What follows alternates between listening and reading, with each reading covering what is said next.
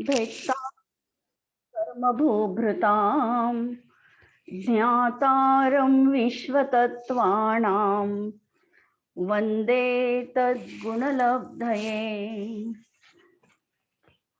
सोलह कारणभाय तीर्थंकर जे भये, हर्षे इंद्र पार मेरु पे ले गए। पूजा करो निज बहुधन्य लखो चावसो, हमहु षोडश कारण भाऊ भावसो। स्वाध्याय कक्ष संपेपर्यंत आपणा सर्वांना चतुर्विध आहाराचा त्याग असणार आहे. तीर्थंकर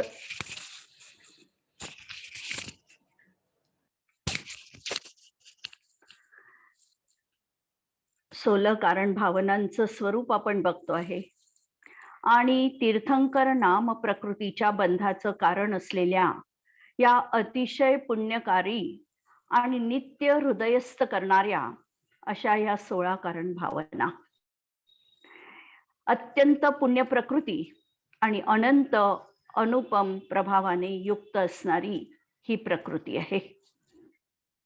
अकल्पनीय अशा विभूतीचं कारण असलेली ही नामकर्माची एक प्रकृती आहे. त्रैलोक्याचे स्वामित्व प्रदान करणारी ही पुण्य प्रकृती आहे आणि या प्रकृतीची सर्वच जण इच्छा करतात. पण काल आपण जसं बघितलं की इच्छा केल्याने ही प्रकृती आपल्याला बांधल्या जात नाही.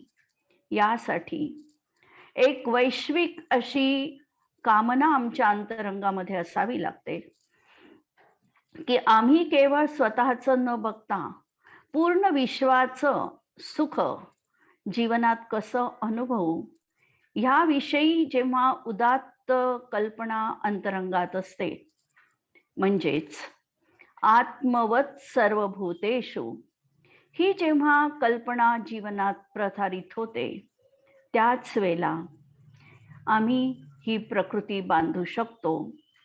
आणि तरीही सर्व जीव ही प्रकृती बांधतील असाही नियम नाही, कारण तीर्थंकरांची संख्या ही मर्यादित आहे. भरत ऐरावत क्षेत्रामध्ये चतुर्थ काळामध्ये 24 तीर्थंकर होतात. विदेह क्षेत्रामध्ये हा रस्ता निरंतर खुला आहे आणि तिथलं वैशिष्ट्य हे आहे की तिथे काही तीर्थंकर हे 5 कल्याणिक वालेही असू शकतात, ज्यांनी पूर्वभवामध्ये तीर्थंकर प्रकृतीचा बंध केलेला आहे. त्यांना 5ही कल्याणिक होतील. कदाचित जन्म झाल्यावर दीक्षा घेण्याच्या पूर्वी सम्यक्त्वाची प्राप्ती झाली आणि त्या जीवाला जर अशा प्रकारची भावना उत्पन्न झाली तर तो तिथेही तीर्थंकर प्रकृतीचा बंध करू शकतो आणि ती प्रकृती बांधल्या जाते. अशांचे 3 कल्याणिक विदेह क्षेत्रात होतात. कदाचित कुणी असे असतील की ज्यांनी मुनी अवस्था म्हणजे दीक्षा धारण केली आणि दीक्षा धारण केल्यानंतर सुद्धा ही तीर्थंकर प्रकृती एखाद्याच्या जीवनात बांधली जाऊ शकते. त्याला 2 कल्याणिक होऊन सुद्धा त्याच भवात तो मोक्षाची देखील प्राप्ती करू शकतो. पण ही केवळ विदेह क्षेत्रात व्यवस्था आहे. आपल्या इथे म्हणजे भरत आणि ऐरावत क्षेत्रामध्ये 5 कल्याणिक होऊनच तीर्थंकराची प्रकृती ही बांधल्या जाते. काल आपण दर्शन विशुद्धी भावना बघितली. सम्यक दर्शन आणि दर्शन विशुद्धी याच्यामधला फरक देखील आपण विस्ताराने बघितला. सम्यक दर्शन हा आत्म्याचा तादात्म्यरूप परिणाम आहे आणि जेव्हा विशुद्धी आपण म्हणतो तेव्हा कोणत्याही प्रकारे सम्यक दर्शनाला दूषण लागणार नाही. अशा तऱ्हेने निरंतर हिताची कामना, विषयांपासून विरत असणारा भाव जीवनात सातत्याने असेल त्यावेळेला दर्शन विशुद्धी भावना जीवनात म्हटल्या जाते. आज आपल्याला वळायचं आहे ते आमच्या विनय संपन्नता या दुसऱ्या भावनेवर. विनय आणि संपन्नता. विनय याचा अर्थ विशेषेण नयती इति विनयः. वि हे उपसर्ग आणि नय म्हणजे नेणारा. विशेषाने जो आत्म्याकडे नेतो त्याला विनय असं व्युत्पत्ती अर्थानुसार म्हटलं जातं. आता आत्म्याकडे कोण नेणार आम्हाला? तर आत्म्याकडे तर आमचा चैतन्य स्वभाव ज्ञान दर्शनाच्या माध्यमातूनच आम्हाला पोचता येऊ शकतं. म्हणून हे जीवनात याचं नाव आहे निश्चयानी विनय भावना. म्हणजे निश्चय विनय आणि व्यवहार विनय अशा दोन दृष्टिकोनातून विनयाची व्याप्ती आम्हाला समजायची आहे. प्रवृत्तीमध्ये आमच्यापेक्षा जे ज्ञानाने वृद्ध आहे, चारित्र्याने वृद्ध आहे, वयाने वृद्ध आहे, तपाने वृद्ध आहे, त्यांचा जो आम्ही कायिक, वाचिक आणि मानसिक विनय करतो हा प्रवृत्ती रूप विनय आहे. आणि दुसऱ्या प्रकारचा विनय की स्वतःच आत्म्याचा आत्म्याने केलेला विनय. याचाच अर्थ कषाय आणि इंद्रियांना आमच्या स्वसामर्थ्यानुसार जिंकणे की जेणेकरून हा जीव निर्मल रत्नत्रयाला प्राप्त झाला पाहिजे. अशा प्रकारचा पुरुषार्थ जीवनात करणं याचं नाव आहे निश्चय विनय. पहिल्यांदा तर आमच्या जीवनामध्ये या 16 भावनांमध्ये पहिली भावना अत्यंत महत्वपूर्ण आहे. जर सम्यक दर्शन नसेल, दर्शन विशुद्धी नसेल तर बाकीच्या 15 भावना या निरर्थक आहे. कारण सम्यक दर्शन पूर्वकच या भावना असाव्या लागतात. आणि या भावना म्हणजे आमच्या जीवनामध्ये आम्ही जगावं कसं, समाधान प्राप्त कसं करावं, आमच्या जीवनामध्ये निर्मल अंतःकरण कसं असावं याचा दीपस्तंभ देणारा हा आलेख आहे. या 16 भावना म्हणा किंवा अनेक प्रकारच्या भावना सांगितल्या आहे. या सगळ्या भावनांचं जेव्हा आम्ही स्वरूप बघतो त्यावेळेला आमच्या अंतःकरणाची शुद्धी कशी होईल, परिणामांमध्ये निर्मलता कशी येईल आणि आम्ही आमच्या पूर्ण चारित्र्याला, दर्शनाला, ज्ञानाला कसं प्राप्त करून घेऊ शकू, या अनुषंगाने आम्हाला या भावनांमध्ये गाईडलाईन आचार्यांनी प्रस्तुत केलेली आहे. पहिल्यांदा विनय. विनय याचा अर्थ आहे की झुकणं, नमन करणं, अहंकार नष्ट होणं. विनय त्यांच्या जीवनामध्ये असू शकतो की ज्यांच्या जीवनामध्ये अहंकार नष्ट झालेला आहे. आणि जीवनामध्ये व्यक्ती अहंकार कशाचा करते? अहंकार अनेक गोष्टींचा आम्हाला अहंकार असतो आणि या अहंकारामध्ये आम्ही इतकं मदोन्मत्त झालेला असतो की आम्हाला आत्मभान देखील उरत नाही. तसा आचार्यांनी गर्वाची 8 स्थानं सांगितलेली आहे. या 8 आमच्या जीवनात अहंकार उत्पन्न होतो आणि यापासून स्वतः वाचवणं आणि समोरच्या व्यक्तीमध्ये गुणांना कसं बघता येईल यासाठी आमची दृष्टी निर्मल करणं हा भाव महत्वाचा आहे.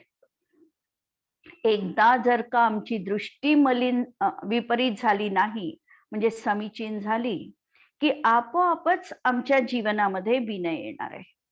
आपोआपच समोरच्या व्यक्तीच्या जीवनातले जे महत्वाचे गुणधर्म आहे ते आम्हाला ठळकपणे दिसून पडणार आहे. मेरी भावनामध्ये म्हटलेलं आहे की गुणग्रहण का भाव रहे नित दृष्टीनं दोषों परजावे. जिथं श्रद्धा आहे, जिथे आम्हाला माहिती आहे की हे खरे देव आहे, यांच्या प्रती माझा अकाट्य विश्वास आहे, हे गुरु आहे, यांच्या ठाई माझा बहुमान आहे, त्या ठिकाणी आपोआपच त्या व्यक्तींबद्दल आमच्या मनामध्ये श्रद्धा देखील असणार आहे. आता विनय पण त्या अनुषंगाने आमच्या जीवनात येणारच आहे. आता प्रश्न असा की आम्हाला समोरच्या व्यक्तीमधले गुण का दिसत नाहीत? आणि आम्ही दोषच का बघतो? बहुतांश 90% लोकांची दृष्टी ही समोरच्या व्यक्तीमध्ये दोष शोधण्यामध्ये जात असते. त्याला गुण दिसतच नाही आणि सातत्याने दोषच दिसतो. दुर्योधनाचं आणि आपल्याला युधिष्ठिराचं उदाहरण माहिती आहे. तर आम्हाला असे समोरच्या व्यक्तीमध्ये गुण का दिसत नाही? याचं पहिलं कारण जर आम्ही बघितलं तर आमच्या मनांची व्यग्रता असते. व्यग्रता म्हणजे आम्हाला गुण काय आहे याचीच समीचीन ओळख नसते. याला गुण म्हणायचं हेच आम्हाला कधी कधी समजत नाही. एखादी व्यक्ती गुणवान असते आणि कलह होत असताना ती मौन धारण करते. आम्हाला मौन म्हणजे हा गुण आहे असं वाटतच नाही. आम्ही म्हणतो, बघ ती बोलत नाही, भेकड आहे किंवा तिचीच चूक आहे म्हणून ती मौन बसलेली आहे. पण त्याच्या मागे तिचं मोठं लॉजिक असू शकतं, विनय असू शकतो, की आत्ताच या व्यक्तीला काही आम्ही समजून सांगितलं तर ती व्यक्ती मानणार नाही. आणि म्हणून अशी मनाची व्यग्रता जिथे असते तिथे आम्हाला समीचीन गुणही समजत नाही आणि समीचीन दोषही समजत नाही. दुसऱ्यांविषयी ईर्षा किंवा मत्सर भाव जीवनात असेल तरीही आम्हाला दुसऱ्या व्यक्तींमधले गुण समजत नाही किंवा गुण दिसत नाही. मीच जगामध्ये सर्वश्रेष्ठ, मी जे म्हणतो तीच पूर्व दिशा किंवा माझ्या म्हणण्यात काही चूक असू शकते, अशी जर यत्किंचितही आम्हाला शक्यता वाटत नसेल आणि समोरची व्यक्ती निरंतर चुकीची आहे, ती वाईटच आहे, अशी जर आमची ठाम भूमिका झाली तर अशा प्रकारे या ईर्षेपोटी आणि मत्सरापोटी आम्हाला कधीही दुसऱ्यांचे गुण दिसत नाही. तिसरी गोष्ट, आम्हाला समोरच्या व्यक्तीचा उत्कर्ष सहन होत नाही. नेहमी आम्ही एकमेकांचे पाय ओढण्यामध्ये तत्पर असतो. समोरची व्यक्ती माझ्यापेक्षा पुढे जात असेल तर तिला उत्तेजन देणं दूर, पण तिचं साधं कौतुक आमच्या जीवनात आम्ही कधी करत नाही. म्हणजे त्या व्यक्तीचा उत्कर्ष आम्हाला कदाचित सहन होत नाही, म्हणूनही आम्हाला समोरच्या व्यक्तीमधले गुण दिसत नाही. आणि चौथं महत्वाचं कारण गुण आम्हाला का दिसत नाही समोरच्या व्यक्तीमधले, तर आमचीच वैचारिक अपरिपक्वता असते. आमचेच विचार एवढे प्रगल्भ नसतात. आमच्याच विचारामध्ये आम्ही आत्मतत्वाला स्पर्श केलेला नसतो. आमच्या जीवनात आम्ही सहज आनंदाची अनुभूती घेतलेली नसते. आमच्या जीवनामध्ये तृप्ती नसते आणि म्हणून ही आमची वैचारिक अपक्वता समोरच्या व्यक्तीचे गुण आम्हाला बघू देत नाही. याला जसं आपण आहोत तसेच लोकही आहे अशा प्रकारे वाटतं. याचं जर मन कोतं असेल तर समोरच्या व्यक्तीला देखील त्याच तराजूत ती व्यक्ती तोलते.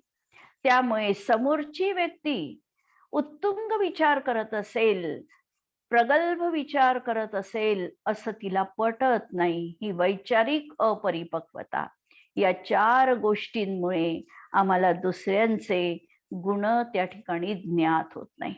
जर आम्हाला दुसऱ्यांचे गुण दिसले नाही तर आम्ही विनय कसा करायचा? विनय आमच्याकडून होऊ शकत नाही. त्याचप्रमाणे आमची दृष्टी ही निरंतर दुसऱ्याचे दोष शोधण्यामध्ये व्यतीत होते आणि जोपर्यंत आम्ही दुसऱ्यांचे दोष बघतो तोपर्यंत विनय आमच्या जीवनात येऊ शकत नाही. अत्यंत खात्रीलायक विधान, जोपर्यंत छिद्रांविषयी दृष्टी आहे तोपर्यंत आम्ही दुसऱ्या व्यक्तीमधला विनय कधीही करू शकत नाही. ज्ञानेश्वरीमध्ये त्यांनी एक कारिका ठेवली की अखंड अगर्वता होऊनी असती, तयाची विनयी हेची संपत्ती, जे जय जय जय मंत्रे अर्पिती माझ्या ठाई. म्हणजे अखंड अगर्विता होऊन असती, अखंड अगर्वता जिथं आहे त्यांची विनय हीच खरी संपत्ती आहे. त्याच्या जीवनात, ज्यांना निरंतर अगर्वता ज्याच्या जीवनात आहे, कधीही त्याला कशाचाही मद चढत नाही, त्याला वस्तुस्थितीची सदैव जाणीव आहे, स्वतःमध्ये काहीतरी अतिरिक्त आहे, इतरांपेक्षा वरश्रेष्ठ मी आहे, अशा प्रकारची त्याच्या अंतरंगाची जोपर्यंत भावना नाही, म्हणजे तो एका लेव्हलवर येऊन विचार करतो, समदर्शी आहे, सहानुभूती ज्याच्या अंतःकरणात आहे, असा अगर्वता भाव ज्याच्या जीवनात आहे, तयांची विनय हीची संपत्ती, त्यांची विनय हीच खरी संपत्ती असते. आणि जे जय जय जय मंत्रे अर्पिती माझ्या ठाई म्हणजे भगवंतांच्या ठाई नित्य निरंतर ते जयकार घोष करत असतात. भगवंतांचं रूप त्यांच्या सतत डोळ्यासमोर असतं, भगवंताप्रती समर्पण असतं, भगवंतासारखं मी बनावं हा भाव त्यांच्या अंतरंगामध्ये असतो.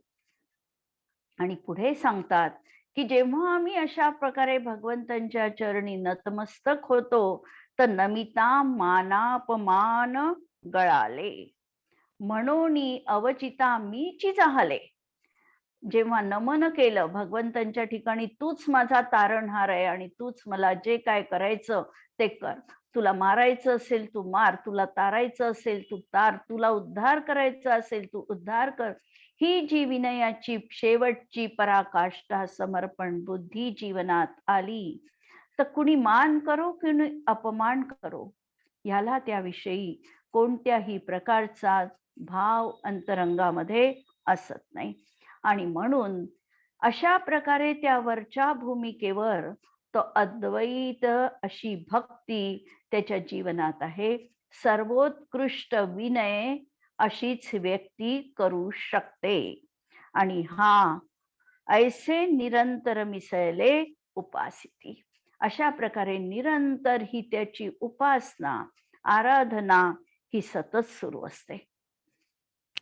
त्याचप्रमाणे हा अहंकार कुणाला चिपकतो याचा जर आपण विचार केला, अहंकार कुणाच्या जीवनात असतो, तर अहंकार हा त्याच व्यक्तीच्या जीवनात असतो जिच्यामध्ये पूर्णता नसते. अपूर्णतेमध्ये अहंकार आहे.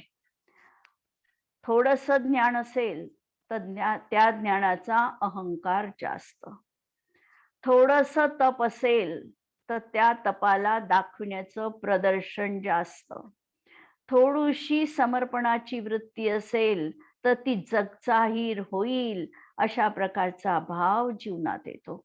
म्हणजे जिथे पूर्णता नाही अपूर्णता आहे, अपूर्णता जिथं आहे तिथेच हा अहंकार चिकटत असतो. राजस्थानमध्ये ज्या वेळेला महिला या अनेक लांबून पाणी आणत होत्या पूर्वीच्या काळी, आणि घागरीवर घागरी त्या एकमेक ठेवत होत्या, आणि घागरीवर घागरी ठेवून रस्त्याने बोलत जरी जात होत्या तरी त्यांच्या घागरी मधलं पाणी सांडत नव्हतं.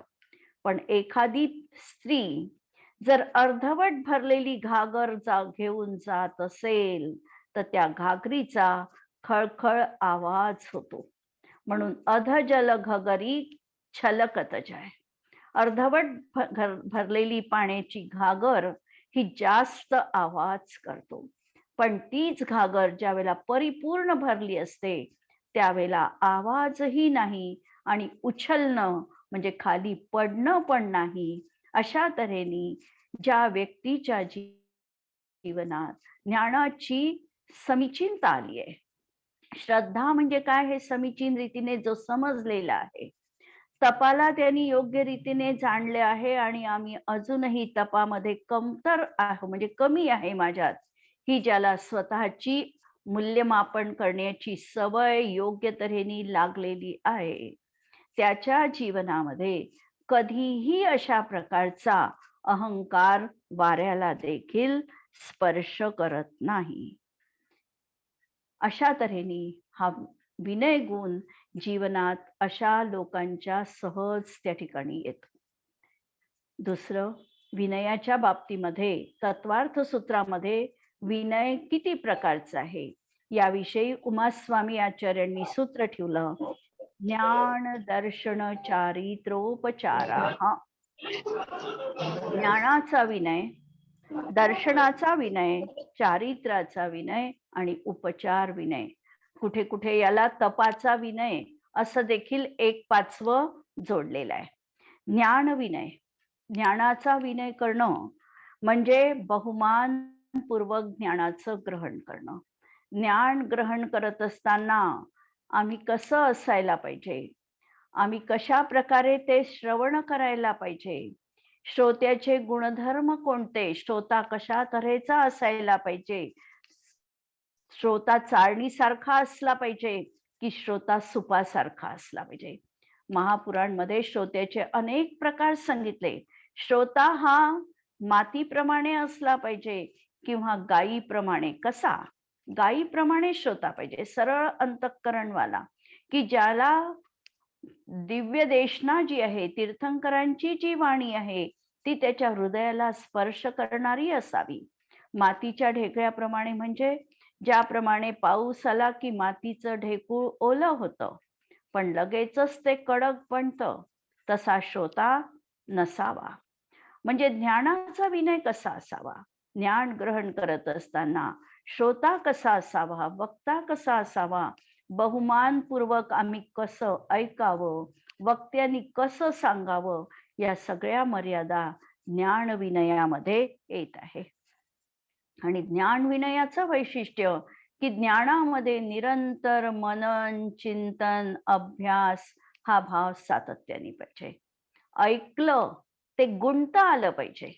म्हणजे ऐकून गुणन करण्याची प्रक्रिया, ज्याला कधी कधी मी म्हणते रवंथ करण्याची प्रक्रिया, ऐकलेलं आहे आणि त्याचं सातत्याने मनामध्ये स्मरण, मनामध्ये सातत्याने स्मरण, ही रवंथ गुणनाची प्रक्रिया आमच्या जीवनात ज्ञानाच्या बाबतीत सदैव असायला पाहिजे.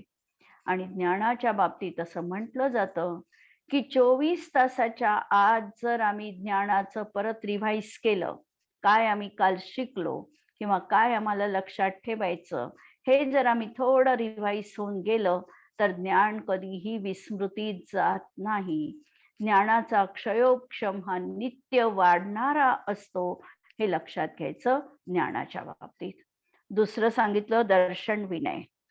दर्शन विनयामध्ये जे सम्यक दर्शन आहे किंवा सम्यक दृष्टी जीव असतील यांचा विनय करायचा, तत्वांचा विनय करायचा, देवगुरु शास्त्राचा विनय करायचा.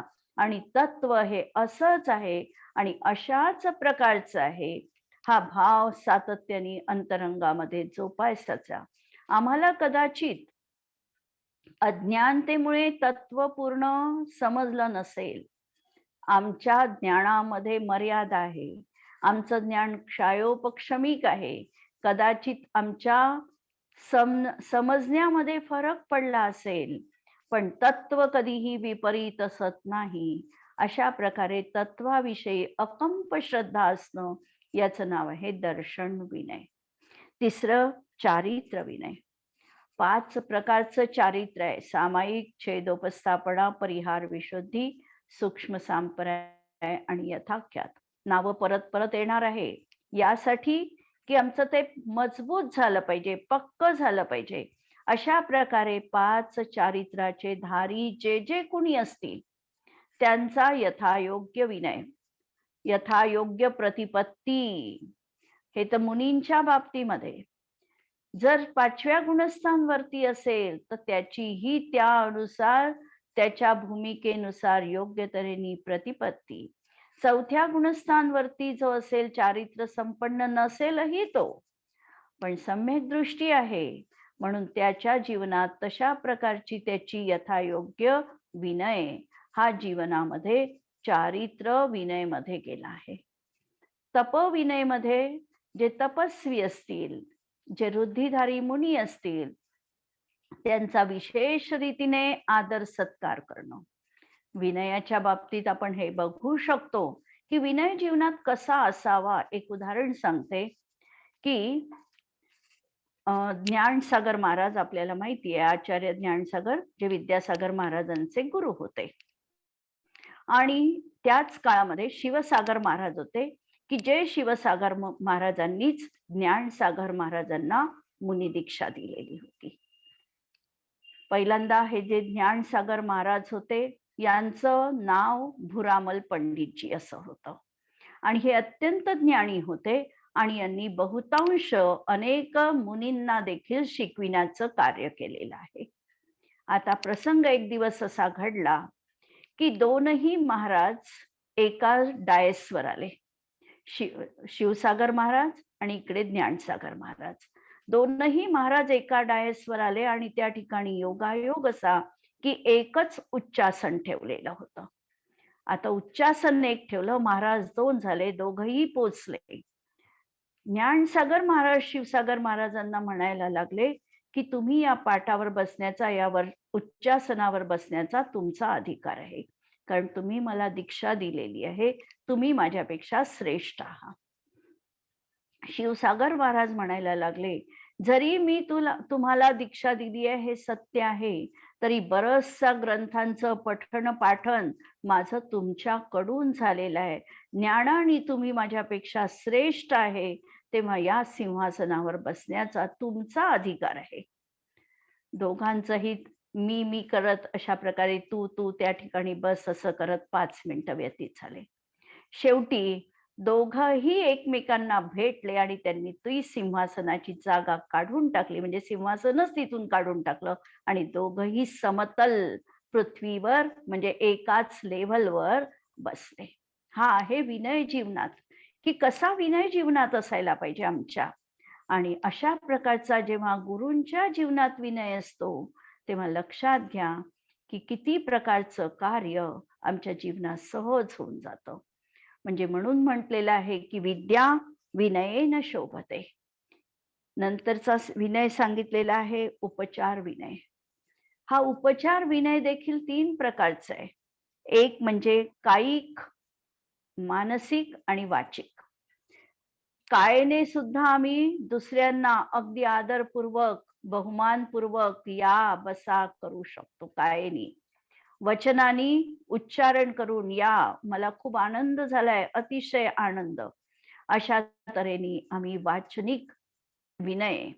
आणि मानसिक अंतरंगामध्ये एवढी बहुमानी व्यक्ती, एवढी ज्ञानधारी व्यक्ती इथे आलेली आहे, आमच्या सानिध्यात आहे, तर अशा प्रकारे हा मानसिक विनय देखील या सगळ्याला उपचार विनय असं म्हटलं जातं. आता हा जो विनय गुण आहे, हा विनय गुण जर आमच्या जीवनात आला तर आमचं काय फायदा होतो? विनय कशासाठी जीवनामध्ये धरायचा? विनय कशाला पाहिजे आमच्या जीवनात? आम्ही जेव्हा 16 कारण भावनांची पूजा करतो आणि पूजा करताना आम्ही त्या ठिकाणी म्हणतो की देव तथा गुरुराय तथा तप संयमशील व्रताधिकधारी. देव असेल, गुरु असेल, तप संयमी शील व्रताधिक धारण करणारे असतील, हे सगळे पापके हारक, हे सगळे पापांना काढून टाकणारे आहे. आणि कामके मारक, काम विकार नष्ट करणारे आहे किंवा इच्छा नष्ट करणारे आहे. आणि शल्य निवारक, आमच्या अंतरंगामध्ये जे काही शल्य असेल, माया, मिथ्यात्व आणि निदान भोगोपभोगाचं, ते देखील नष्ट करणार आहे. आणि कर्म निवारी, कर्माचं निवारण करणार आहे. धर्म के धारक, हे सगळे धर्माला धारण करणारे आहे. आणि पापके भेदक, पापाचं भेदन करणारे आहे. पंच प्रकार संसार के तारी, 5 प्रकारचा जो संसार आहे, द्रव्य, क्षेत्र, काल, भाव आणि भव, या 5ही प्रकारांना तारून नेणारे आहे, संसारातून तारून नेणारे आहे. आणि असा हा विनयो सुखकारक, विनय गुण ज्याच्या अंतरंगात आला, हा अत्यंत सुखकारक असा आहे. भाव धरी मन राखो विचारी, अशा तऱ्हेचा हा भाव अंतरंगामध्ये आमचा निरंतर राहिला पाहिजे की माझ्या हातून गुरुजनांची निरंतर सेवा, वैयावृत्ती, विनय हा माझ्या जीवनात सातत्याने असावा. हा भाव आमच्या जीवनात असायला पाहिजे. आता हा विनय ज्या वेळेला आम्ही अंगीकार करतो, या विनयाचे फायदे आमच्या जीवनात काय आहे? तर विनयवान व्यक्तीला विद्या, विवेक, कुशलता आदी अनेक गुणांची सहज रीतीने प्राप्ती होते. कोणत्याही तऱ्हेची विद्या असो, विनयवान असेल, झुकला तो, की ती विद्या त्याच्या जीवनात आलीच. कारण ऊर्जेचा प्रवाह हा वरून खाली होत असतो. म्हणून जेव्हा झुकतो त्यावेळेला ती ऊर्जा आमच्यावर प्रवाहित होते आणि आम्हाला ती ऊर्जा ग्रहण करण्यासाठी सोयीचं जातं. दुसरं, बुद्धीची प्रखरता आमच्या जीवनात येते. दुसऱ्यांचे दोष आम्हाला दिसत नाहीत. विनय आला की दुसऱ्या व्यक्तीमधले दोष आम्ही पाहत नाही किंवा दुसऱ्या व्यक्तीशी आमची तुलना देखील करत नाही. तो माझ्यापेक्षा श्रेष्ठ का? त्याच्या जीवनात एवढी संपत्ती का? तो एवढा सुंदर का? त्याच्या जीवनात अशा प्रकारे का? दुसऱ्याच्या पात्रामध्ये काय परोसलं आहे, हा ज्ञानी कधीही बघत नाही. तो स्वतःच्या जे भाग्याने प्राप्त होणार आहे त्यालाच तो ग्रहण करण्याची त्याची तत्परता असते. त्यामुळे दुसऱ्याला, शेजाऱ्याच्या जीवनात काय आहे याची तो उठाठेव करत नाही. त्याच्याविषयी ईर्ष्या किंवा मत्सर त्याच्या जीवनात असत नाही. तिसरी गोष्ट, की स्वतःच्या प्रत्येक गोष्टीला तो स्वतः मी त्यासाठी जबाबदार आहे ही भावना त्याची सहज व्यक्त होते. की कोणतीही गोष्ट करत असेल तर त्या गोष्टीला तो दुसऱ्यांवर थोपवत नाही. याच्यामुळे हे झालं कधीही तो म्हणणार नाही. याच्यात माझीच चूक होती, मीच तशा प्रकारे समजून घेतलं नाही, मलाच ती गोष्ट योग्य रीतीने आकलित झाली नाही, अशा प्रकारे स्वतःकडे तो प्रत्येक गोष्टीची जबाबदारी स्वीकारतो आणि कुणीही त्याला उच्च नीच दिसत नाही. कारण विनयवान व्यक्ती जी आहे ही एका लेव्हलवर सर्व जग बघते. जेव्हा ते सर्वांना एकाच पातळीवर बघतात त्यावेळेला आपोआपच त्याच्या जीवनामध्ये त्याला हा माझ्यापेक्षा उच्च आहे, नीच आहे, भलाई पर्यायीमध्ये उच्च नीचता असणार आहे, पण या ठिकाणी उच्च नीचता तो पाहत नाही, ती शुद्ध द्रव्यार्थिक नयाच्या दृष्टिकोनातून. कारण नय हे सांगतो की कुणीही उच्च नाही आणि कुणीही नीच नाही द्रव्यार्थिक नयानी बघितलं तर. पर्यायार्थिक नयानी मात्र उच्च नीचतेचा भेद करावाच लागतो. त्याशिवाय हे मुनी आहे, हे त्यागी आहे, हे व्रती आहे असं आपण त्या ठिकाणी म्हणू शकत नाही. आणि या सगळ्या दृष्टींवरून ही विनय संपन्नता आमच्या जीवनात कशी निरंतर कायम राहील हा प्रयत्न आमच्या जीवनात आम्हाला करायचा आहे. विनयाने अनेक गोष्टी विनासायास आमच्या जीवनात येत असतात. आमचं लौकिक जीवन देखील विनय आमच्या अंतरंगामध्ये असेल तर सहज समाधानकारक बनतं आणि पारलौकिक जीवनामध्ये देखील अनेक अत्युच्च गुणांची प्राप्ती आम्हाला होत असते. विनयाच्या बाबतीत आपण पूजेमध्ये म्हणतो की विनय महाधारे जो प्राणी, शिव वनिता की सखी बखानी. विनय जो अंतरंगामध्ये धारण करतो त्याच्या जीवनात हा विनय गुण मोक्ष सुखाला देणारा सुद्धा आहे. म्हणून विनय हा आमच्या जीवनामध्ये अविभाज्य घटक बनला पाहिजे. या दृष्टीने आम्ही प्रयत्न करायला पाहिजे. शेवटी 4 ओळी सांगते आणि इथे थांबवते. घमंड न करना जिंदगी में, तकदीर बदलती रहती है. घमंड न करना जिंदगी में, तकदीर बदलती रहती है. शीशा वही रहता, बस तस्वीर बदलती रहती है. शीशा वही रहता, बस तस्वीर बदलती रहती है. तर अशा तऱ्हेने आम्ही आमच्या जीवनामध्ये आज ही दुसरी भावना बघितली आहे आणि अशी विनय संपन्नता भावनाला नमस्कार करून आज आपण या ठिकाणी थांबवूया. जय विनय संपन्नता भावना की जय. जिनवाणी के ज्ञान से सूझे लोकालोक, सो जिनवाणी मस्तक नमो सदा देतहु गो.